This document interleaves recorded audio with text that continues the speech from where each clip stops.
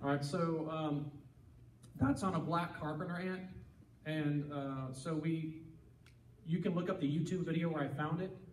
It's on Spore Prints. Our YouTube channel is called Spore Prints, and you can look up ant cordyceps, I believe, is on there, and you can see the moment I found it, just like a squealing like a little girl. I mean, I could not believe it, and it was a life changer, because now I knew, man, these things are out here. And a good friend of mine who steered me to that area said, Trad, if you want to know where the rare mushrooms are, you should go where the rare plants are. So that's where he sent me, right? And I found this thing 50 feet into the woods. So what we did was we teased apart some of this tissue here, you see that are in her legs, and with a dental pick. Do you see what you're looking for? Do you see how it's coming out of every little hinge and orifice? Right? That's not post-mortem. All right, that's an entomopathogen. If it's something that just ate a dead bug, it would just be fuzzy all over, right? This one is coming from the inside. And so I took it and then I reinfected more black carpenter ants to make sure that I had the pathogen, right? Question? When you collect these infected insects and want to send them to a lab, what do you use to collect them? A bag, plastic bag? No, you don't want to store them in plastic. I would just wrap them in a paper towel and then send them in a. You could send if you air dry them, wrap them in a paper towel and then put them in a Ziploc bag. Sure, you can do that, but don't send it fresh in a Ziploc bag. It will rot on the way, and it's very hard to get a culture out of that. It would take me some time. I can do it, but it's a nightmare. There's a lot of bacteria involved and things of that nature. So now let's look at this one. You see how this one, if you find a bug, look at the hinges. I like how it's coming out of the eyes too, and the antennae, everything, right? Hell of a way to go. When I teach this to the kids at Mother Earth Fair, you know, because I have to get the kids all excited about mushrooms, I show them these, you know, and you know, these kids are horrified, you know. They're like, that doesn't happen to humans, does it? And I'm like, you know me, only if you don't clean your room. Even though I say I'm just kidding, these kids are like, I'm cleaning my room. We have a lot of clean rooms on the East Coast. So there's what to look for with any insect, that you look for those kind of cuticles just coming out from that. I think if we all stick together and start finding insects, we can fix some of these bug problems without using chemical pesticides. Wouldn't that be nice? It's going to change the industry, really. You know, if they call that a paradigm shift, that's what I would wish upon us. You know, I want to see that happen in my lifetime. So we cultivated it, and then it just became this white, fluffy tissue, and then we just keep training it forward. And that's the leading edge there. That's what we keep grabbing, those hyphal tips. That's what those are. So we keep expanding it. Now, several years ago, we had a huge tour at our home and farm. That's when Mushroom Mountain was at our house, and we had a greenhouse. We had 400 people show up and at our home, and there was two very large fire ant mounds. This was about 6 or 7 years ago. You know, those mounds were huge. This was July. And those mounds are about a foot tall. And they were right in the pathway on the way to my greenhouse. So imagine this. Families, children, you know, kids walking all over the place, playing in our backyard. Huge fire ant farms. Could you say liability? And so I covered them up with black nursery pots and just put a note that says, don't turn over ants, leave them alone. But that was about a Thursday. And on Friday, I took some of that culture from the black carpenter ant that I had found, right, that I had in the lab, and I was just over it. I told my intern, just go dump this on that fire ant mound, one of them, and that was a Friday night. Saturday morning, the tour was supposed to come at 1 o'clock. I had my flip-flops on, and I went out there and I nicked the top of a fire ant mound in July. What usually happens? You just start walking backwards and they start flooding the area, right? So I nicked the top of this thing like a little volcano, and nothing came out. I'm like, oh, it's a chilly morning, maybe they went deeper. And then I nicked it deeper, and I nicked it deeper. And then I stuck my whole foot inside of it. They were gone. I haven't had a fire ant on our property in 6 years.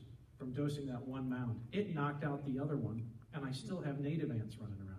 I'm just saying, there may be a better way to do this, right? Question? Could you touch on maybe the potential for varroa mites being a target? Yeah, I will. That's coming up. Thank you. Yeah, psychic. What kind of mushrooms you been eating over there? He's not telling. So this was just a stock image from what NASA was using to study ants. So I was like, damn, it's well known that the ants' behavior modification is pretty cool. I want to watch. You know, I'm sick. And so I asked Olga, I said, I am going to start some fire ant farms in our house. That's how I pitched it, just like that. And no, you're not. Yeah, fire ant farms, come on. No, probably not a good idea. And finally Olga said, listen, if they don't get out, okay, I'll agree to it. And I had no idea what they were going to do. So I put them in these, those aren't fire ants, but these were. So I made the gel, kind of like how NASA was doing it, and these antwork, kits that they sell for kids. And then I sprinkled in the culture inside the gel. They tumbled around for a little while, and then after about 5 to 6 days, those fire ants were completely mummified. You can see how they mummified them from the inside out, right? That's what I'd like to look at, is this is how a fire ant should look, right? $5 to $6 billion in damages in the U.S. every year. That's a lot. And you know what? It's not going away. The way the fire ant killers work is by poisoning them. And the way ants feed is by mouth-to-mouth transmission of the food, so it hyperaccumulates and it kills the workers on the way to the queen. They make a new one. They move.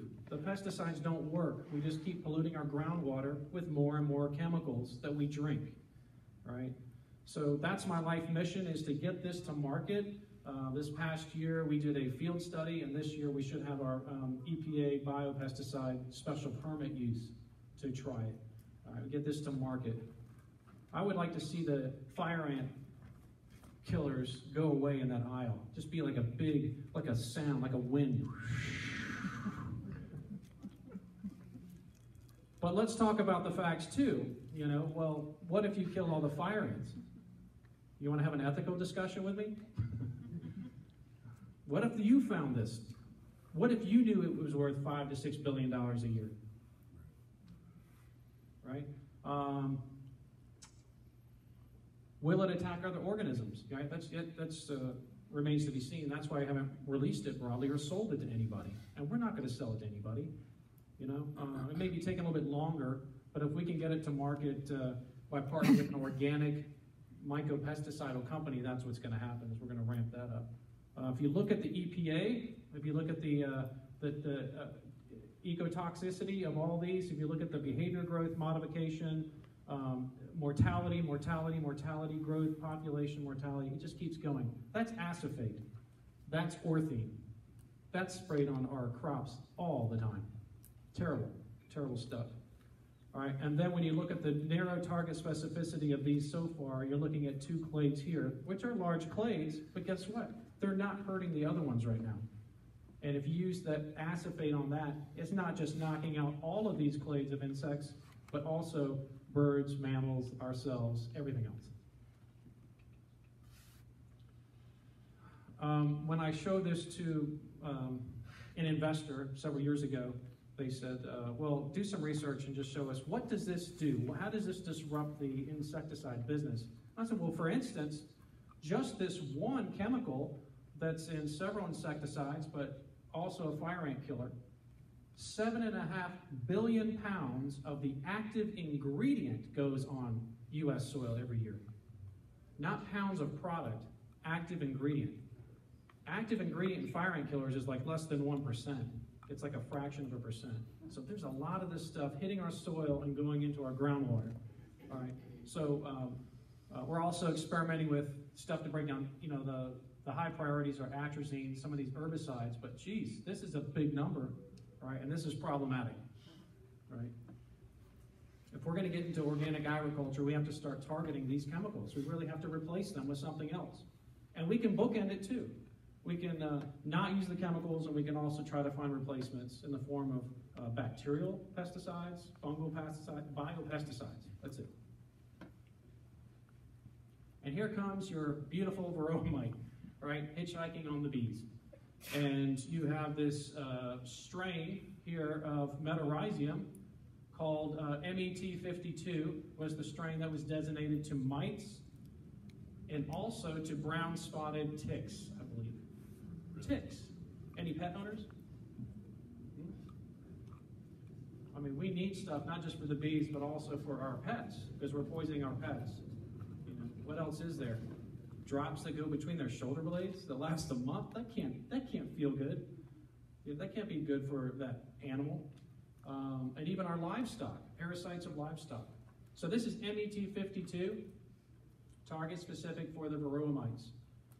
That's the good news. The bad news is it was owned by Novozymes, and this past spring, it just got purchased by Monsanto. So I'm not sure exactly what's happening with that. Can't be it. I don't know. I'm not going to speculate. They have a track record, So this, I believe you can find this study with varroa mites on the USDA, and also Texas A&M, I believe, did that study on varroa mites. So what I'm thinking is, let's find our own strain, and let's commercialize it, and let's own it as a community. How does that sound? We don't need one MET52 that came from Europe, by the way. Let's find one here. Look in the hives. Let's find them and turn them in. Remember, most wanted. Yep. So what do you think the likelihood of it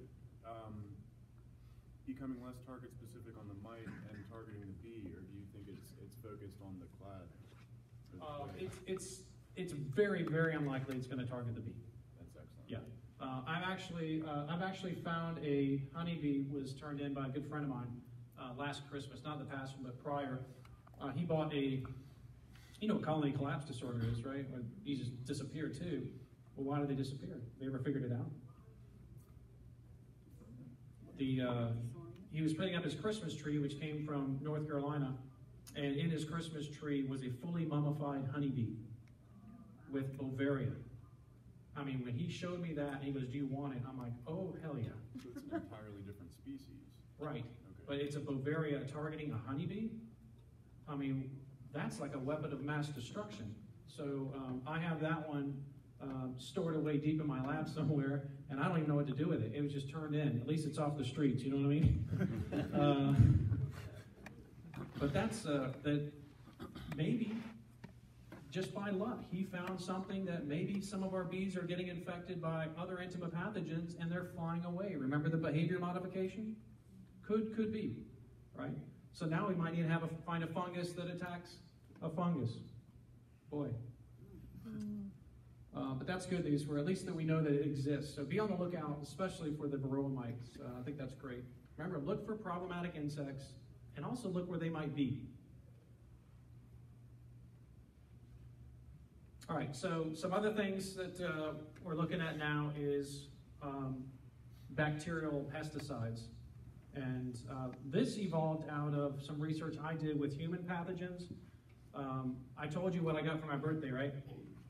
Yeah. Virgin fruit flies. All right, so this was my Christmas present. I got E. coli, Nice. Salmonella, Strep pyogenes, Strep pneumoniae, Candida, and Pseudomonas and staph. All wrapped up with a little bow on it. Merry Christmas to me. Nothing like a Christmas present with a big biohazard sticker on the side of the damn thing. That gets me excited. Don't bring me flowers. Bring me pathogens. So this is a gallery just so you show how we're working on some of these things, because this is biological warfare. So this is how we can create new biological pesticides too. This is a shiitake fungus. And then these are 2 pellets of E. coli, and I drop them down there. And this is what I call creating my gladiator matches, is what I call it. I usually do this on a Sunday when football's on or something. And within, just a few days, your E. coli will swim. It's a flight response. There's